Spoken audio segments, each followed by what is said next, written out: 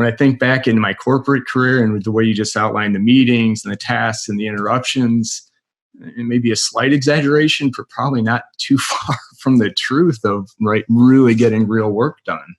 Mm-hmm. Yeah, definitely. What you often hear when you ask someone why they're working so late is that, oh, well, I need to wait until the rest of the team goes home or until my superior, my manager goes home because I want to signal effectively that I'm busy. I'm like, well, have you actually got work to do? Well, not really.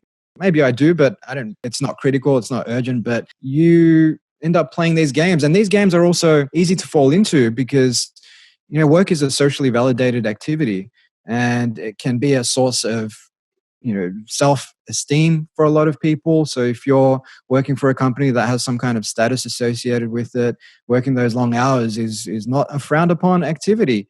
And it also means that you don't have to then go off and maybe work on your personal relationships. You don't have to go off and, like I said, take on some challenging new pursuits that might hurt your ego and put you out of your comfort zone because you're sitting pretty in your six-figure salary at a skyscraper somewhere in Manhattan, and you're deriving a lot of self-worth from that. But ultimately, as Bronnie Ware, a palliative care nurse who wrote a book called The 5 Regrets of the Dying, noted, no one says, I wish I worked more hours. No one says, I wish I had more zeros in my bank account. In fact, they say, I wish I hadn't worked so hard, and I wish I lived a life true to myself and spent more time with people that I care about. So I think spending a bit more time reflecting on what we want our eulogy to say rather than just what we want our LinkedIn profile to say or our CV to say, I think is a very worthwhile exercise.